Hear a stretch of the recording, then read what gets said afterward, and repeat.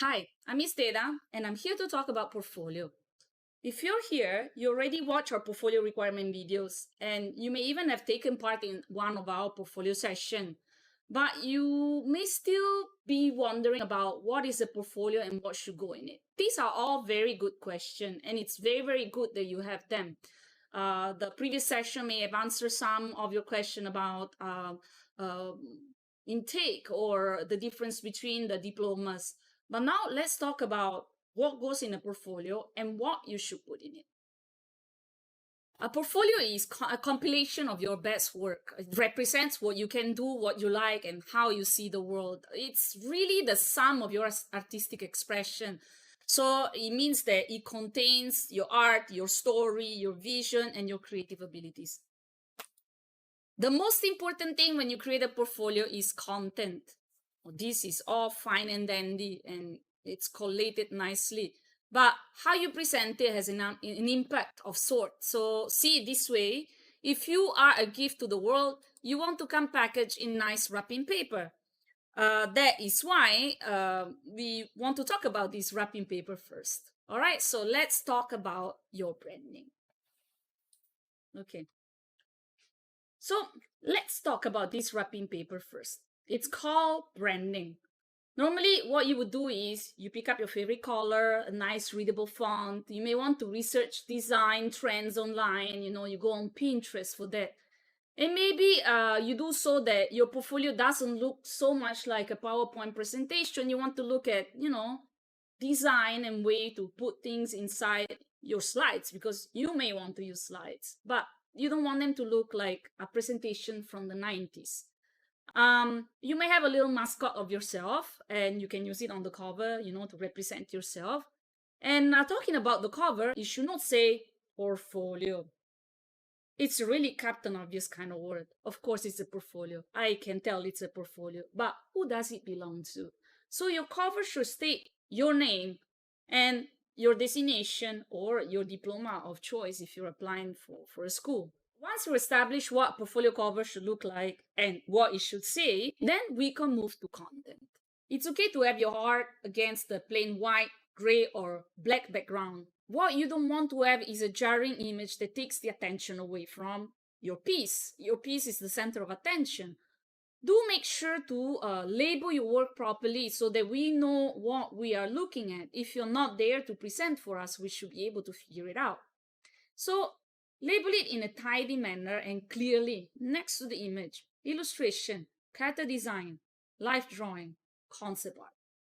Try to avoid terms that sound too internet lingo. You don't want to sound like a noob.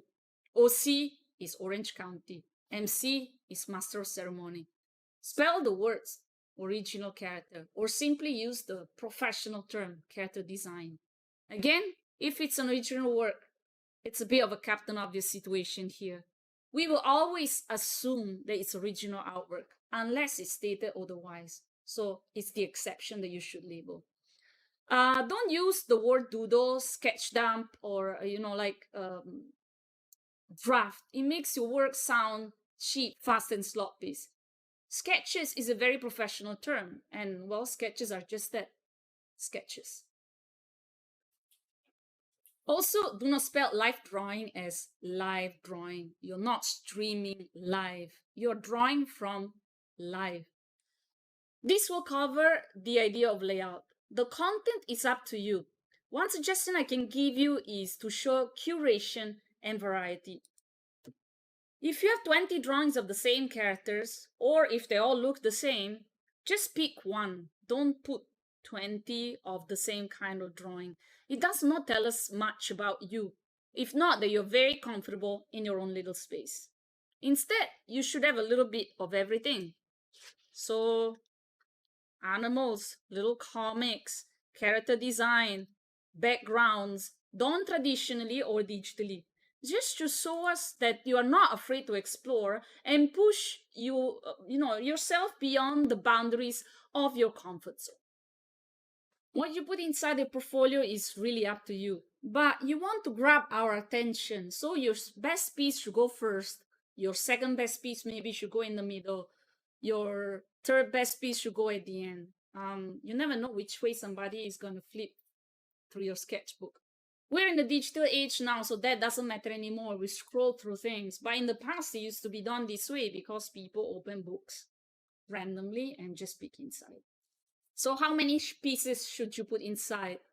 Well, it's up to you, but you shouldn't have too many, because if you have more than 15 drawings of car, that shows indecisiveness. Like, you cannot do your own curation. So if you have a lot of watercolors, maybe pick the best two. And if you have a lot of drawings of character, maybe pick the best two. If you have more drawings of the type, maybe you want to let us know. You want to collate them in a separate files that didn't make it to your portfolio, call that one sketchbook. And just ask the question, would you like to look at my sketchbook? Let me tell you something. That is a question no artist can resist. Of course, we want to look at your sketchbook. And lastly, how should you go about making your portfolio? You can look into Google Slides, you could look into a Padlet or use Wix. The important thing is that you arrange your work properly and you label it correctly. You want to come across as a very tidy and organized person. First impressions are very, very important. You definitely don't want to dump your loose images in Google Drive and let us go through whatever it is that you uploaded without a knowledge of what we're looking at. That is extremely frustrating for a recruiter. A portfolio truly is a representation of who you are and how you see the world. We want to see the world through your eyes. So show us just that. You can put the first draft of your portfolio together and you can come and consult us during one of our portfolio preparation sessions. You can register following the link in the descriptions.